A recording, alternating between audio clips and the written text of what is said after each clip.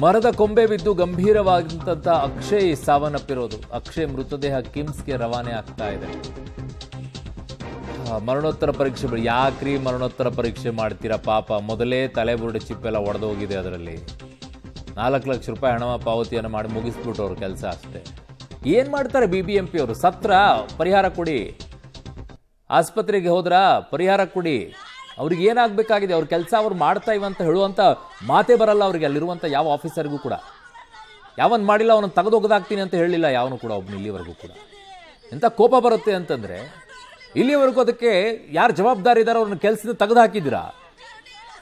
ಮಂತ್ರಿಗಳ ವಿಚಾರದಲ್ಲಿ ಅಲ್ಲಿ ಇಲ್ಲಿ ಏನಾದರೂ ಹೆಚ್ಚು ಕಡಿಮೆ ಆದಾಗ ತೆಗೆದು ಹಾಕಿದ್ರಲ್ವ? ಮೊನ್ನೆ RCBದೆಲ್ಲ ಆದಾಗ ಎಂತೆಂಥವ್ರನ್ನೇ ತೆಗೆದು ಹಾಕ್ಬಿಟ್ರಿ. ಇಲ್ಲಿ ತೆಗೆದಾಕಕ್ಕಾಗಲಿಲ್ವ ಒಬ್ಬರನ್ನು ಕೂಡ? ಆಫೀಸರ್ಸ್ಗಳನ್ನು ಕಳಿಸ್ರಿ ಮನೆಗೆ, ಒಬ್ಬರನ್ನ ಕೆಲಸ ಮಾಡೋರು ನೇಮಕ ಮಾಡ್ಕೊಳ್ರಿ.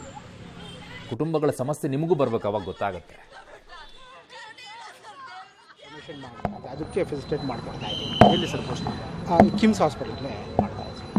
ಸರ್ ಏನಾದರೂ ಪರಿಹಾರ ಎಲ್ಲ ಮಾತಾಡ್ತೀವಿ, ಕಮಿಷನರ್ ಹತ್ರ ಮಾತಾಡಿ ನಾವು ಅದು ಮಾಡಿಸ್ತೀವಿ. ಏನಾದ್ರು ಪರಿಹಾರ ಕೊಡುವ ಸಾಧ್ಯತೆ ಇದೆಯಾ? ಖಂಡಿತವಾಗಿದೆ. ಆಸ್ಪತ್ರೆಗೆ ಎಷ್ಟು ಬಿಲ್ ಈಗ 5,22,000 ರೂಪಾಯಿ ಟೋಟಲ್ ಬಿಲ್ ಆಗಿತ್ತು. ಎಷ್ಟು ಪೇ ಮಾಡಿದ್ರು? ಈಗ ನಾವು 4,06,000 ರೂಪಾಯಿ ಇಂಟರಿಮ್ ಬಿಲ್ ಸಿಕ್ಕಿತ್ತು ನಮಗೆ, ಅದನ್ನು ಪೇ ಮಾಡಿದ್ದೀವಿ. ಉಳಿದಿದ್ದನ್ನು ನಾವು ಪ್ರಯತ್ನ ಮಾಡ್ತೀವಿ. ಈಗ ಅಲ್ಲ ಪೇ ಮಾಡ್ತೀವಿ. ಹೌದು ಮಾಡ್ತೀವಿ, ಪೇ ಮಾಡ್ತೀವಿ. ಯಾಕಂದರೆ ಆಸ್ಪತ್ರೆಯವರು ಉಳಿದ ಬಿಲ್ಲನ್ನು ಕೊಡದೇ ಇದ್ದರೆ ಎಲ್ಲ ಮಾತಾಡಿದ್ದೀವಿ ನಾವು ಅವ್ರಿಗೆ. ಇದು ಮಾಡಿ ನಾವು ಹಾಸ್ಪಿಟ್ಲ್ ಅವ್ರ ಹತ್ರ ಮಾತಾಡಿ ಈಗ ಬಾಡಿನ ನಾವು ತೆಗೆದುಕೊಂಡು ಪೋಸ್ಟ್ ಮಾಡಿ ತಗೊಂಡು. ಕುಟುಂಬಸ್ಥರಿಗೆ ಮೃತದೇಹ ಹಸ್ತಾಂತರ ಮಾಡೋ ನೀವು ಬರೋದನ್ನ ಕಾಯ್ತಿದ್ರು ಆಸ್ಪತ್ರೆಯವರು ಅಂತ? ಇಲ್ಲ ಅವರು ಪ್ರೋಸೆಸ್ ಮಾಡ್ತಾ ಇದ್ರು. ನಮಗೆ ವಿಷಯ ತಿಳಿದ ತಕ್ಷಣ ನಾವು ಅಲ್ಲಿ ಬಂದಿದ್ವಿ. ಹಾಸ್ಪಿಟ್ಲ್ ಅವ್ರು ಆ ರೀತಿ ಏನು ಮಾಡಲಿಲ್ಲ. ವಿಷಯ ತಿಳಿಸಿದ ನಮಗೆ 1/4 ಗಂಟೆ ಹಿಂದೆ ಗೊತ್ತಾಯಿತು. ತಕ್ಷಣ ನಾನು ಓಡಿ ಬಂದು ಆಸ್ಪತ್ರೆಗೆ ಬರ್ತಾರೆ ಸರ್, ಆಸ್ಪತ್ರೆಗೆ ಕಮಿಷನರ್ ಬರ್ತಾರೆ. ನಾನು ಮಾತಾಡಿ ಹೇಳ್ತೀನಿ.